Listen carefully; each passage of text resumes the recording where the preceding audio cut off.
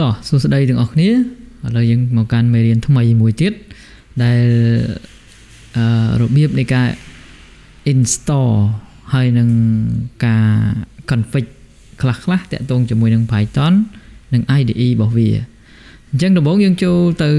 download កម្មវិធីមួយទៅយើងចូលទៅក្នុង website មួយដែលមានឈ្មោះថាឥឡូវសុំបរិយាមួយអានេះឲ្យធំបន្តិចទៅស្រួលមើលអូខេយើងចូលទៅក្នុង website ដើម្បី download Python គឺ python.org អូខេនេះយើងចូលមកដល់ website នេះហើយអញ្ចឹងអ្វីដែលខ្ញុំត្រូវទៅធ្វើយើង download version 12ណាទាំងអស់គ្នាខ្ញុំណែនាំឲ្យប្រើប្រាស់ version 12យើងចូលទៅក្នុង download អូខេយើងអូសមកក្រោមនេះ version security download អីចឹងទៅនេះនៅខាងក្រោមនេះ13 12 13ចឹងទៅឬក៏យើងអូសអាកន្ទូចនៅខាងនេះតិចមកខ្ញុំណែនាំឲ្យអ្នកទាំងអស់គ្នាប្រើ version 12ណាបាទនេះយើងយកដល់ version 12 click on download ចុះមកខាងក្រោមតិចទៅអូខេយើងឃើញ version Windows ឬក៏នេះ32ឬក៏64អញ្ចឹងរបស់ខ្ញុំប្រើ64គឺខ្ញុំ click download 64មកនេះវានឹង download ហើយអូខេ download ជាការស្រេចបើក folder មួយមកបាទឥឡូវនេះយើងបាន folder ហើយយើង click double click វាទៅហើយកន្លែងនេះជាចំណុចសំខាន់មុននឹងយើងចាប់ដើម install លើ Python គឺយើងត្រូវ check add Python IDE to path អូខេហើយយើង click on install ចាំវាបន្តិចទៅរួចរាល់ជាការស្រេច click close ហើយយើងចង់ check មើលថាតើ Python របស់យើងនឹងមាន version ប្រមាណហើយណាយើងចូលទៅក្នុង cmd ចុច windows run ycmd enter តោះមកយើងនឹងឃើញទាំងនេះមួយមកយើងវាយថា python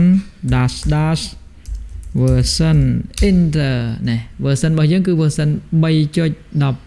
ណាទាំងអស់គ្នារួចរាល់អញ្ចឹងយើងចូលទៅក្នុង browser យើងវិញដដែលហើយយើងចូលទៅ download មួយទៀតគឺ IDE វាដូចជាកន្លែងសរសេរកូដនឹងអញ្ចឹងណាអញ្ចឹងខ្ញុំប្រើប្រាស់គឺ PyCharm ណាគឺចុច PyCharm មកពាក្យថា download PyCharm នេះអូខេវានឹងចូលមកដល់ផ្ទាំងមួយយើង click on download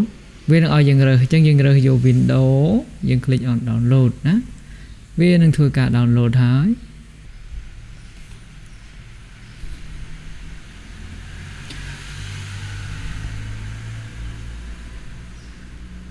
អូខេឥឡូវនេះ download ពេញហើយយើង click open double click មកចាំវាបន្តិចវានឹងធ្វើការ install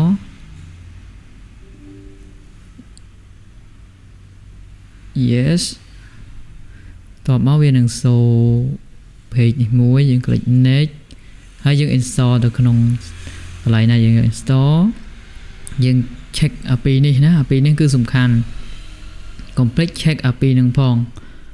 តមកទៀត check មួយនេះមកបើយើងចង់បើកវាជា menu អូខេ click next create desktop បើយើងអត់ចង់ទេយើង click កន្លែងនេះទៅឥឡូវយើងចង់ create យើង install វាទៅ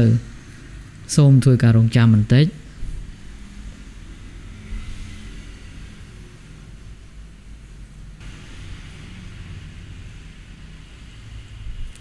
អូខេ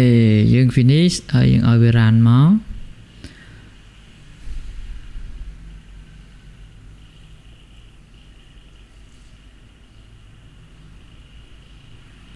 រួចរាល់ជាការស្រេចឥឡូវយើងបាន PyCharm មួយហើយណានៅពេលដែលយើង install ហើយគឺវា welcome មកអញ្ចឹងហើយវាព្យាយាម load អ្វីគ្រប់យ៉ាងដែលយើងត្រូវប្រើអូខេអញ្ចឹងដើម្បីឲ្យយើងធ្វើការជាមួយវាឥឡូវខ្ញុំចាប់ដើមពន្យល់ខ្លះតាក់ទងជាមួយនឹងPyCharm ហ្នឹងណាឥឡូវខ្ញុំសូមពង្រីកវាបន្តិចទៅ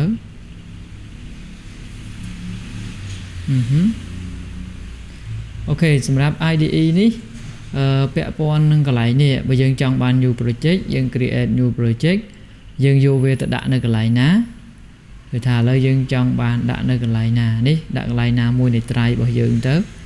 ដូចជាខ្ញុំនេះខ្ញុំដាក់នៅក្នុងនេះ ហើយចូលទៅក្នុង PyCharm របស់ខ្ញុំធ្លាប់ធ្វើការដាក់ folder ណាក៏បានដែរយើង create ខ្លួនឯងទៅជាក់ស្ដែងខ្ញុំប្រើនៅក្នុងនេះខ្ញុំដាក់វានៅក្នុងនេះហើយខ្ញុំជួស folder គឺខ្ញុំដាក់នៅក្នុងហ្នឹងអញ្ចឹងនៅពេលដែលយើងចង់បង្កើត new project យើងគ្រាន់តែ slash វាមួយមកយើងដាក់ឈ្មោះវាអីគេfirst Python អញ្ចឹងទៅ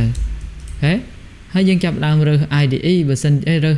ប្រភេទ Python នេះ Python បើយើងបើសិនជាយើងមាន install ច្រើនដូចជាពេលខ្លះវាមានច្រើននៅនេះអញ្ចឹងឥឡូវយើងប្រើគឺ12ណាតទៅទៀតយើង create welcome script អត់បើយើងអត់ទេយើងដោះវាចេញទៅបើយើងចង់ create ទៅ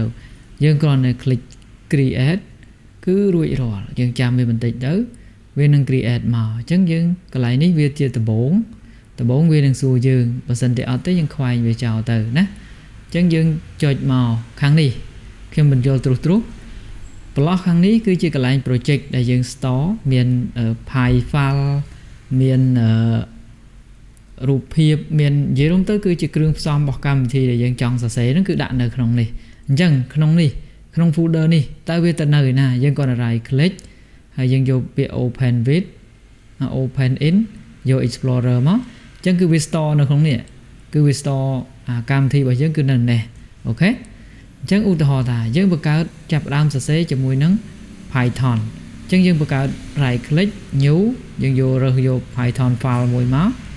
ហើយយើងដាក់ឈ្មោះកម្មវិធីរបស់យើងដាក់ឈ្មោះអីគេឧទាហរណ៍ថា app ដាក់ first app ណា first សម្រាប់ការ rename គឺយើងអាចកុំប្រើដក clear វាពិបាកអញ្ចឹងយើងអាចដាក់អញ្ចេះទៅ first app underscore អញ្ចឹងមកហើយយើង enter មកវានឹងចេញមកកន្លែងនេះអូខេកន្លែងនេះគឺជាការចាប់ផ្ដើមសរសេរកម្មវិធីរបស់យើងហើយអញ្ចឹងយើងធ្វើការ test ដាក់ print hello world ណា hello world អញ្ចឹងទៅយើង print hello world ចំនួន3ដងអញ្ចឹងទៅណាអញ្ចឹងតមកទៀតយើងចាប់ផ្ដើម run កម្មវិធីរបស់យើងគឺយើងឃើញនេះicon មួយនៅខាងលើនេះរៀងដូចជាplay music អញ្ចឹងកន្លែងហ្នឹងយើងដាក់ទៅឃើញគេដាក់ run យើងគ្រាន់តែ click run វានឹងបង្ហាញកម្មវិធីដែលយើងសរសេរកូដមិញគឺនៅនេះ print hello world ចំនួន3ដងគឺយើង print ពាក្យហ្នឹងចំនួន3ដងនៅក្នុងនេះអញ្ចឹងរបៀបនៃការប្រើរបស់វាគឺអញ្ចឹងបន្តមកទៀតយើងឈានទៅដល់ការ install plugin មួយយើងចូលទៅក្នុង file យើងចូលទៅក្នុង setting អញ្ចឹងយើងចង់ទី1យើងចង់ឲ្យ font យើងចង់កែ font របស់យើងនេះយើងចង់ប្រើ theme អីគេ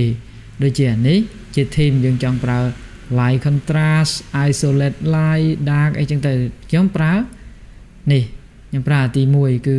isolate dark អីចឹងទៅតមកទៀត zoom នេះមានន័យថាម៉េចយើងចង់ឲ្យវាប៉ុណ្ណាឲ្យវាធំប៉ុណ្ណាឧទាហរណ៍ឥឡូវខ្ញុំប្រើ 100% តែបើយើងអស់គ្នាចង់ប្រើ 200% គឺវាមកប៉ុណ្ណេះយល់ទេបាទហ្នឹងគឺប៉ុណ្ណឹងអូខេអញ្ចឹងបើសិនជាយើងថាខ្ញុំប្រើ 100% បានហើយឬក៏ 150% មកគឺប៉ុណ្ណេះអញ្ចឹងវាមើលទៅវាច្បាស់អូខេឥឡូវយើងបង្រៀននៅពេលដែលបង្រៀនខ្ញុំប្រើ 150% អូខេបាទបន្តមកទៀតយើងចូលទៅក្នុង font យើងអូសមកខាងក្រៅមកយើងឃើញមានអ្វីបន្តរបស់ខ្ញុំសូមបរិយាវាធំតិចអូខេយើងអូសទៅខាងក្រៅបំផុតទៅទៀត show toolbar ជា zoom 70អីចឹងទៅ represent អីចឹងទៅអញ្ចឹងយើងមើលវាបន្ទាប់ពីហើយប៉ុណ្ណឹងមកណាយើងហើយអស់ហើយបន្ទាប់មកយើងចូលទៅក្នុងកន្លែងដែលគួរយើងចាប់ផ្ដើមបន្តទៀតណាយើងចូលទៅក្នុង edit យើងចុះមកខាងក្រោមយើងមើល font ណាយើងដូរ font តែយើងគួរតែប្រើ font size ប្រមាណសម្រាប់នៅក្នុងកន្លែងនេះគឺយើងប្រើ font size 13វាស្រួលមើលដែរទេ13ហ្នឹងតែបើយើងគិតថាយើងចង់បាន